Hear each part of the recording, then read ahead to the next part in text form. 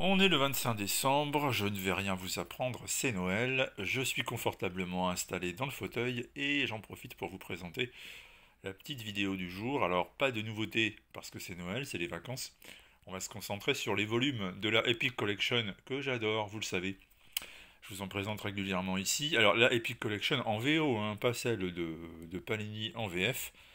La VO avec notamment donc It Comes with the Claws, les griffes de Dents de Sabre, évidemment, que vous avez vu. C'est un numéro consacré à Daredevil. Et c'est un numéro consacré au Daredevil de Anne Nocenti, pour être plus précis. Alors, on va tout de suite faire un tour. C'est le volume 12, hein. Ça comprend les histoires publiées entre 86 et 88. Vous avez les numéros ici qui s'affichent. Alors, donc, le menu maintenant pour commencer. Donc, ça commence au numéro 234, ça se termine au numéro 252, et il n'y a rien d'autre que du Daredevil. Vous savez que parfois, vous avez d'autres séries, vous avez des annuals qui sont présentés, mais pas ici. Ici, on a vraiment que du Daredevil. Et il faut être honnête, c'est pas franchement du très grand DD. Donc, c'était une époque où on sentait que Marvel ne faisait pas du titre sa priorité, voire même ne savait pas trop quoi en faire, et du coup ils avaient confié la série à Anne Nocenti. Alors nous qui la connaissons désormais avec le recul, on sait que c'est une excellente scénariste, mais vraisemblablement qu'à l'époque, hein, ce n'était pas le premier choix pour une série grand public qui cartonnait. C'était vraiment une manière de dire, bon ben on va lui donner Daredevil, qu'elle se débrouille avec, de toute manière on ne sait pas trop quoi en faire. Et il se trouve que Nocenti va d'abord prendre ses marques. Ça va se faire en quelques numéros assez rapidement. Là, vous voyez juste avant son arrivée un épisode avec Madcap, personnage totalement absurde et qui va fortement inspirer Deadpool. D'ailleurs, on va apprendre qu'à un moment donné, il était dans la tête de Deadpool, mais ça, ce sera bien plus tard. Et vous avez une succession d'épisodes qui sont généralement qui sont autoconclusifs, qui s'étalent sur deux numéros avec des individus assez bizarres. Là, vous avez Mr. Hyde, certes, qui est assez connu, mais alors, par contre, vous allez trouver dans ce volume des aventures complètement baroques. Même une histoire d'ailleurs dessinée par Barry Smith, qui est quand même un des très grands artistes que Marvel a fait travailler, où il est question de Black Widow et d'un type qui est victime d'expériences secrètes menées par le gouvernement. Alors bon, c'est pas super passionnant, il faut être honnête. C'est un discours sur la violence finalement qui est tenu dans ces épisodes. Alors le Daredevil de l'époque affronte aussi à un moment donné Claw. Il est en couple avec Karen Page, mais cette dernière se remet petit à petit des événements dramatiques qui ont amené à Border Gain, c'est-à-dire elle était tombée dans la drogue et même pendant un temps dans la prostitution. Mais petit à petit elle est revenue sur le droit chemin. Dent de Sabre apparaît le temps de deux épisodes où son humanité est questionnée.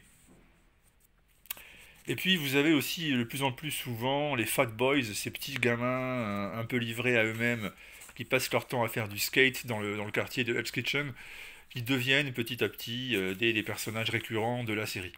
Alors, Anne Nocenti qui débarque sur Daredevil, tiens d'ailleurs, mais c'est Noël.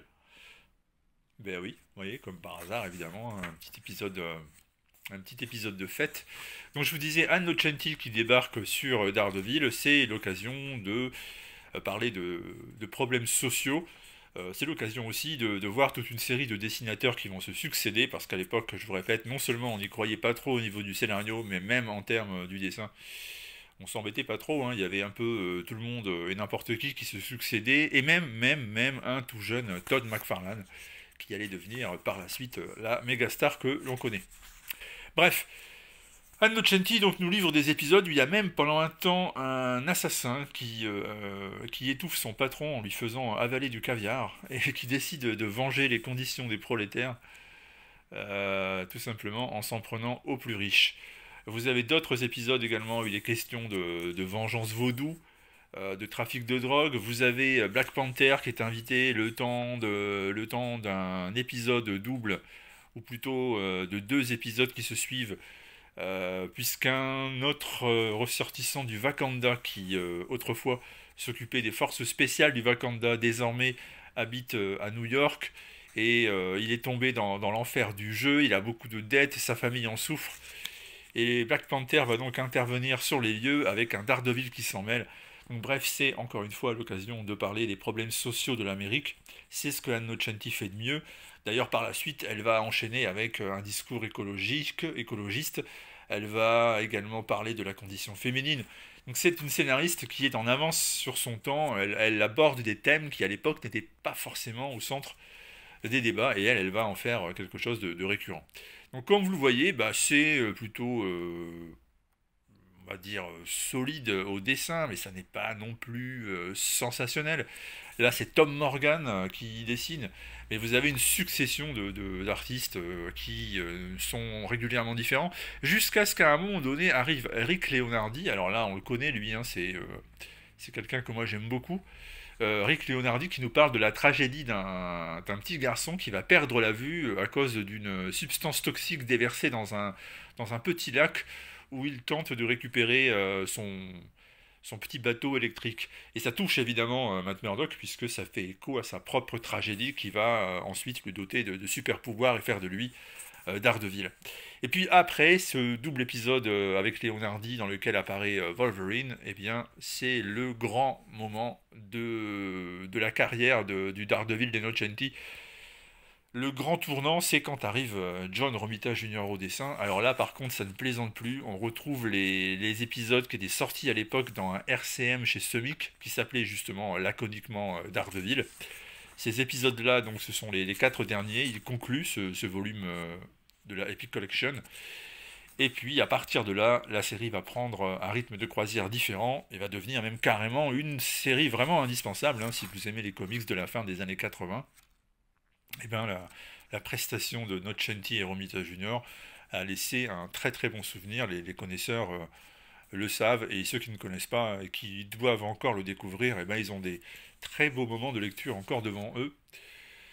Donc profitez-en. Voilà, ça c'est le DD de Romita Junior. Certains ne l'aiment pas, n'aiment pas son style, mais bon, moi j'aime beaucoup. Et puis à l'époque, il était en très très grande forme, donc on en profite toujours avec le recul.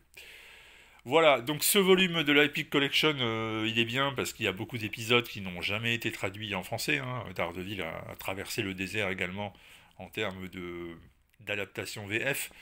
Et à un moment donné, il n'était plus présent dans aucune des revues régulièrement publiées en France par Lug et Semic. Et il a fait son retour par la suite dans le format version intégrale. Mais clairement, beaucoup d'épisodes nous ont échappé. Et puis, quand vous lisez ces histoires, vous vous dites que, bon, bah, quelque part, on n'a pas non plus perdu des choses inoubliables. Néanmoins, je vous répète, c'est cette manière qu'a la série de glisser petit à petit vers la chronique sociale qui est très intéressante et qui fait que ces épisodes valent le coup. Donc moi je vous invite, si vous aimez Daredevil et si vous lisez la VO, bah, je vous invite à vous pencher sur ce volume. Ce volume donc qui s'appelle It Comes with the Claws, et c'est signé, alors là vous avez les noms, hein, Nocenti, Ditko, parce que oui, Ditko réalise un épisode ou deux en début, Williams, Leonardi, Romita Jr., mais il y en a beaucoup d'autres, hein, je vous l'ai dit, il y en a bien des autres. Vous retrouverez Keith Pollard également, je crois, si je ne dis pas de bêtises dans ce volume. Bref, voilà, c'était juste pour vous présenter un petit truc différent en cette période de Noël et vous dire que la collection qui s'appelle Epic Collection, elle est absolument géniale. J'adore cette collection. Et maintenant que Panini fait la VF, j'ai failli me laisser tenter, mais bon, c'est trop tard, j'ai déjà des dizaines d'albums en VO, alors bon, on va continuer comme ça. Joyeux Noël à tout le monde. Si vous voulez faire un petit cadeau à la chaîne qui n'en est pas une, bah vous vous abonnez, tout simplement. Voilà. À bientôt.